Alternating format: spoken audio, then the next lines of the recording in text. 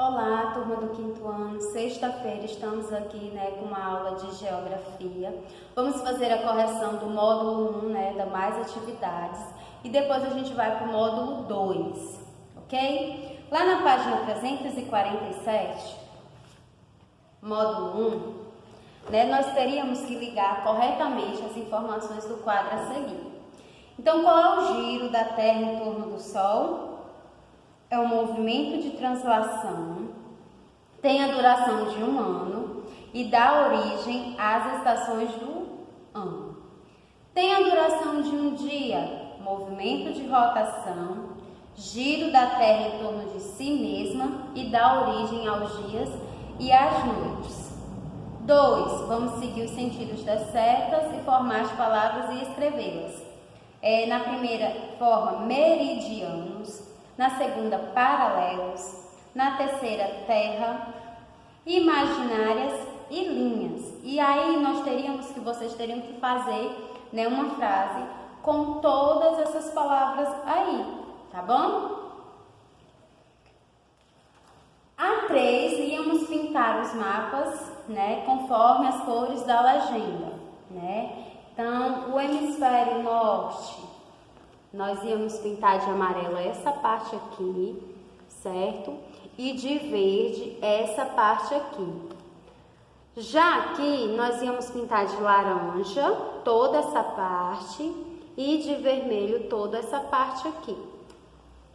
4, vamos escrever o nome do ponto extremo do Brasil, localizado no extremo norte, Monte Cabural. No extremo sul, Arroio Chuí. No extremo leste, Ponta das Seixas. E de extremo oeste, Serra de Contamana. Na 5, vamos decifrar os enigmas, para descobrir uma pergunta. Aí era assim, tinha um desenho de um queijo, O desenho do queijo, eu tinha que tirar o eixo, ia ficar, assim, e acrescentar.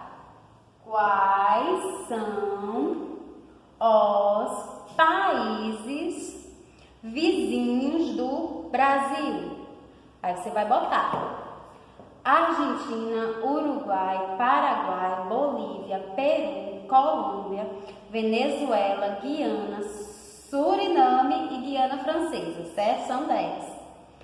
Sexta questão, observe o mapa da página 338 e responda as questões a seguir, Nós teríamos que voltar lá para 338, para responder as questões.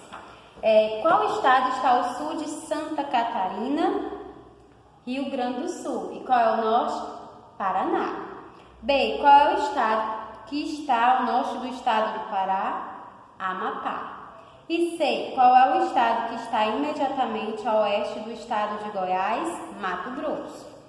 E na 7, nós teríamos que observar as imagens do satélite e seguir e assinalar com um X as informações corretas, Aí a gente vai marcar que as imagens registradas mostram as transformações ocorridas em um período de 33 anos e que na imagem B é possível observar que a vegetação sofreu sim muitas transformações em relação à imagem A.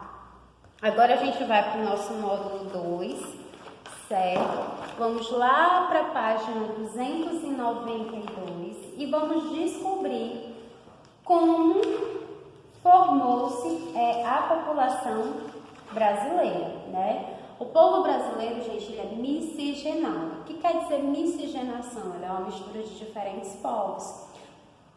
De indígenas, os colonizadores portugueses e os africanos, eles formaram a nossa população. É por isso que a nossa população ela é tão diferente, ela é tão distinta, certo? Depois da colonização, que os portugueses vieram os africanos, e tem os indígenas, também vieram os imigrantes, E aí se formou essa grande mistura.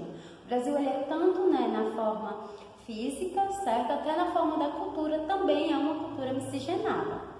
Os indígenas, antes da chegada dos colonizadores portugueses em 1500 nas terras brasileiras, existiam diferentes povos indígenas aqui no Brasil. Estima-se que nessa época havia em torno de 2 a 5 milhões de indígenas nessas terras. À medida que ocorreu o contato com os colonizadores, a população indígena ela começou a diminuir consideravelmente.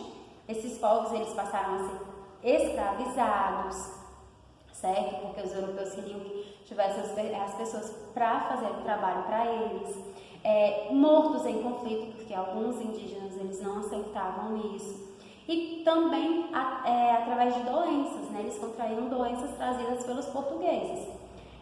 De acordo com o Instituto Brasileiro de Geografia e Estatística de 2010, calcula-se que a população indígena em nosso país seja de 897 mil pessoas, e isso foi em 2010. Pode ser que tenha diminuído, né, ou aumentado, porque a gente já está em 2020. Já os colonizadores portugueses, eles foram os principais colonizadores europeus a participar da formação do povo brasileiro, né, já que eles chegaram primeiro aqui. Essa colonização ela teve início no século XVI.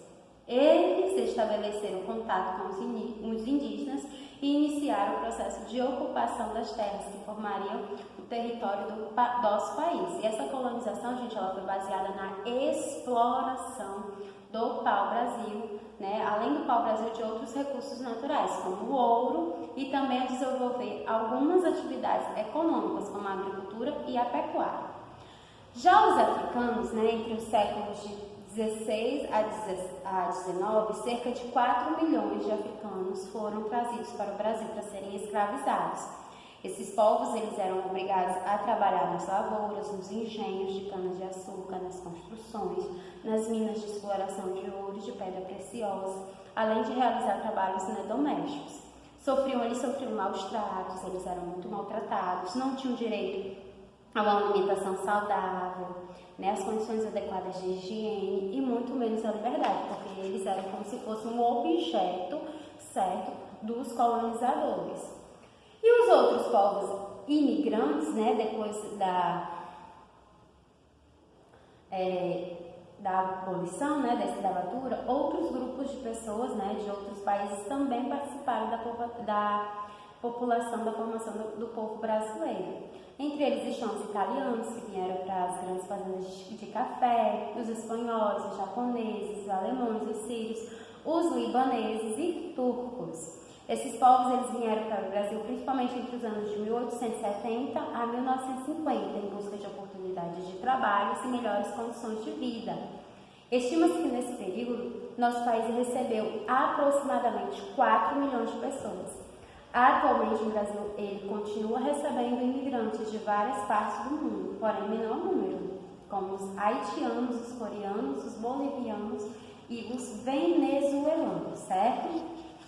Então, vocês vão fazer a atividade, né, da página 296 a 298, né, bem facilzinha, né, de vocês descobrirem palavras, tá bom? Um abraço e um beijo e até a próxima aula.